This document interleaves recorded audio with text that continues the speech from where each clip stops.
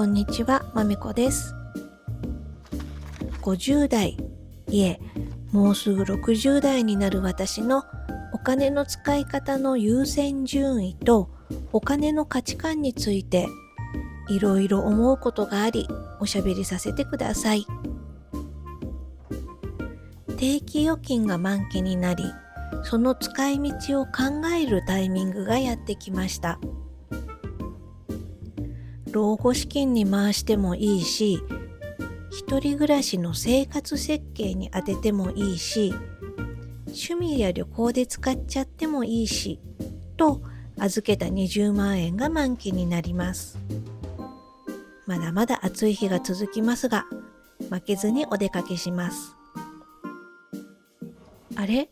窓閉めたっけ？テレビ消したっけ？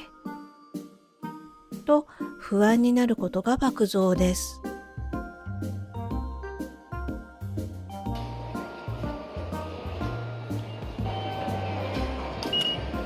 明治20年、1887年の駅からの現在の桜木町駅です。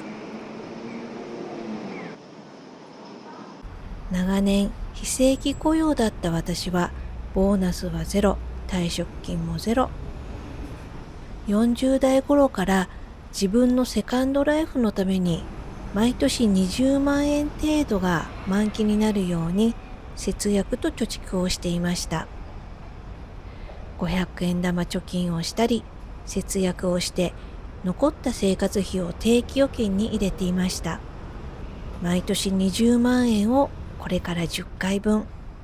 月にしたら1万6000円程度ですね。あまり多くなかったですね。今日の目的地はランドマークタワーではなく、お隣のクイーンズスクエアです。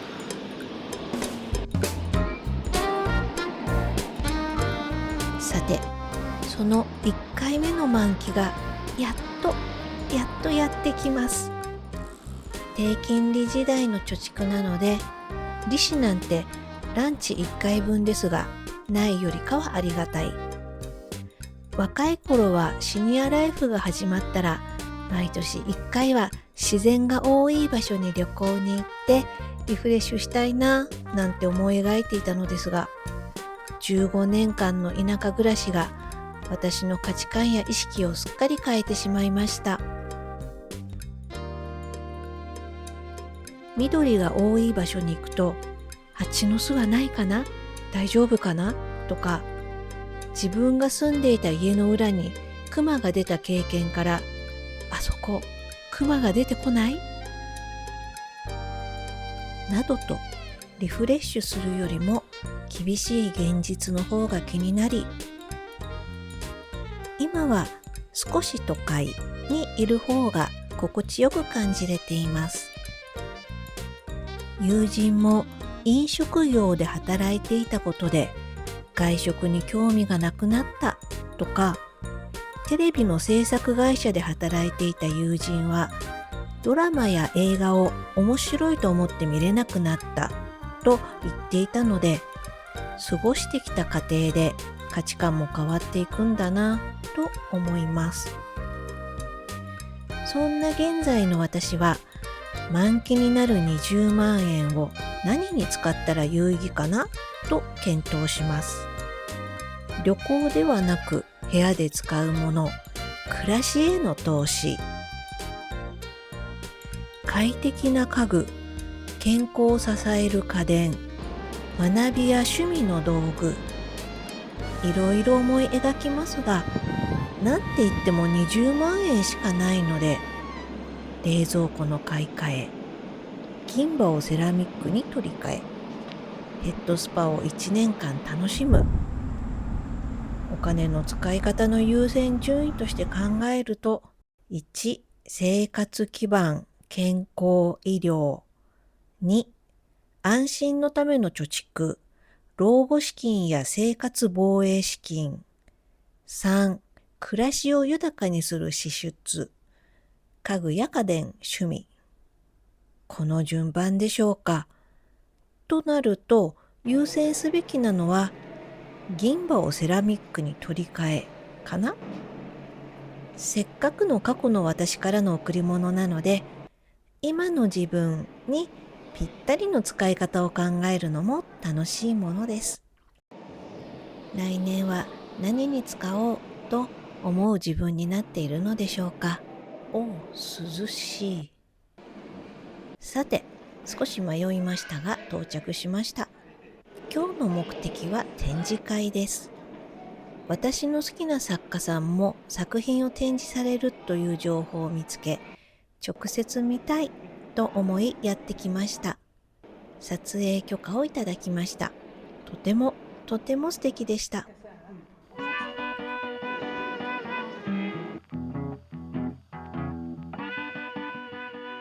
お話が戻りますが、老後にいくら必要という記事や広告、よく目にします。銀行や証券会社、保険会社が発信しているものが多くて、確かに数字だけを見ると不安になってしまいます。もちろん、老後資金の目安を知ることは大切ですし、ライフプランを考える上でとても役立ちます。でも、その金額はあくまでモデルケース。実際のところ、生活費も住まいの形も、一人暮らしか家族と暮らすかでも大きく変わります。だからこそ大切なのは、記事の数字に振り回されすぎず、自分の生活設計や生活基準に合わせて考えないと不安ばかりが大きくなってしまう。この20万円の定期も非正規だった自分の将来に不安しかなくて、その時にしかできない経験を捨てて貯蓄に走った結果です。さて、ちょうどお昼時間です。脳に刺激を与えるために入ったことがないお店を選ぶをルールにしています。以前、満席で入れなかったお店を選びました。アンティコカフェさんです。アイスカフェラテとほうれん草ときのこ、ベーコンをマヨネーズと黒ごまで和えたスピナッチなるものをお願いしましたが、これが失敗でした。とても美味しいのですが、ビッグマックの 1.5 倍ぐらいのボリューム感なのです。食べても減らないのですよ。50代後半、何が悔しいってすぐお腹いっぱいになっちゃうことです。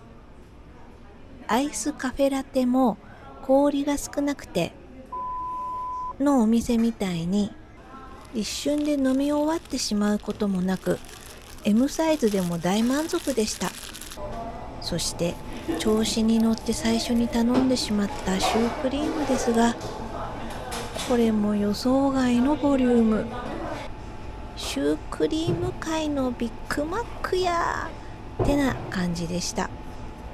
もうお腹いっぱいで絶対無理と思ったのですが、最初の一口を食べたら、あらあらあらと一気に胃が空間を作り出し、ペロリでした。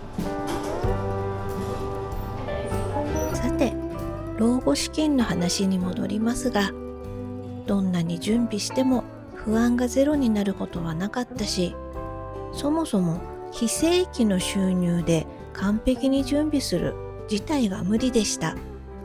なので今は生活防衛資金をしっかり抑えつつ、あとは今の暮らしを心地よくするための支出にもバランスよくお金を配分するような生活に切り替えました。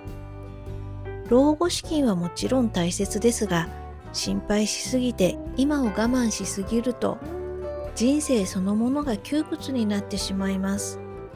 記事やデータは参考にしながら貯蓄と支出のバランスを自分よく整えていく。それが私の無理なく続けられるお金の向き合い方です。お金の使い方は正解がないだけに難しいと常に感じます。私は小心者すぎて、どんなに頑張っても羽目を外しすぎることができないので、今を楽しむことを頑張りつつ、自分なりの安心と暮らしの豊かさを探していきたいなと思う今日この頃でした。